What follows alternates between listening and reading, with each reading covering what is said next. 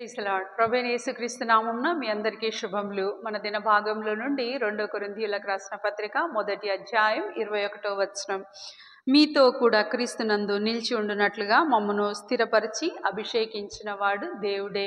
మనల్ని స్థిరపరచగలిగిన సామర్థ్యత కేవలం ప్రభువుకే ఉంది. తల్లి దగ్గరికి వచ్చి పిల్లలు అంటూ ఉంటారు, నాకు అది కొనియవా, నాకు అది నచ్చింది అంటే తల్లి కొనియకపోతే ఎంబటే కోపంతో నేను ఎప్పుడు అడిగినా నువ్వు ఏది కొనియవు. టీనేజ్లో ఉన్న పిల్లలు కూడా ఒక్కొక్కసారి ఏదో ఒకటి చేస్తూ ఉంటారు. అది చేసింది తప్పు అని చెప్పగానే వాళ్ళకి ఎంత కోపం వస్తుంది అంటే, ఎప్పుడు నేను ఏది చేసినా నువ్వు రాంగ్ అని అంటావు. కానీ స్వభావ సిద్ధంగా మనము ఒక తల్లి మనసు నుంచి ఆలోచిస్తే తల్లి తన పిల్లవాడు అడిగిన ప్రతీదీ కాదన్నది కదా. ఒక టీనేజ్లో ఉన్న పిల్లల్ని మనము వాళ్ళు చేసింది అన్నీ రాంగ్ అని అసలుకే అన్నాం కదా. మనము ఎల్లప్పుడూ అన్న మాటకు అర్థం మన దృష్టిలో చూస్తే అప్పుడప్పుడు అని అనుకుంటాం. కానీ ప్రభు వాగ్దానం చేసేటప్పుడు అప్పుడప్పుడు నీకు సహాయం చేస్తా అని అన్నాడా? అప్పుడప్పుడు నీకు నీ పక్కనే నేను ఉంటా అని అన్నాడా? అప్పుడప్పుడు నా మీద ఆనుకో అని అన్నాడా? కాదు కదా. ప్రభు మాట స్థిరమైన మాట.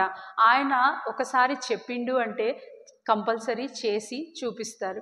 ఎన్నో మార్లు మన జీవితంలో ప్రభు యొక్క వాగ్దానాన్ని నమ్మక మనం ఏం చేస్తూ ఉంటాము అంటే ఒక అబద్ధాన్ని సృష్టించుకుంటాం.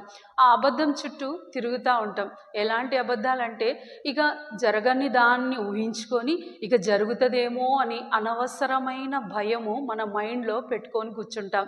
ఈ భయాలు నిన్ను ప్రభునందు స్థిరంగా లేకుండా చేస్తాయి, నిలిచి ఉండకుండా కొట్టుకుపోయేలాగా చేస్తాయి. రండి, ఒకవేళ మీరు కూడా ప్రభు వాగ్దానాన్ని నమ్మలేక ఏదో ఒక అబద్ధాన్ని నమ్ముకుంటూ దేవుడు చేయడేమో, దేవుడికి ఇష్టం లేదేమో, దేవుడు ప్రతిసారి నేను ఫెయిల్ అవుతున్నా కదా అని మనము ఇబ్బంది పడుతున్నామేమో. ఒకవేళ అలాంటి ఇబ్బంది మీరు పడతా ఉంటే రండి, ఒకసారి గట్టి నమ్మకంతో ప్రభు దగ్గరికి వచ్చి, ప్రభా నా విశ్వాసాన్ని బలపరచు అని అడిగితే ఆయన మనల్ని స్థిరపరిచి నిలిచి ఉండునట్లుగా చేయగల దేవుడు. రండి ప్రార్థిద్దాం. ప్రియమైన తండ్రి యేసు ప్రభు ఘనమైన నామంలో మీ పాసనీల్లోకి వచ్చి, దేవా మేము అనేక మార్లు మిమ్మల్ని నమ్మలేక ఎన్నో స్థిరత్వం లేని ఆలోచనలలో మునిగి మమ్మల్ని మేము నష్టపరుచుకుంటున్నాం.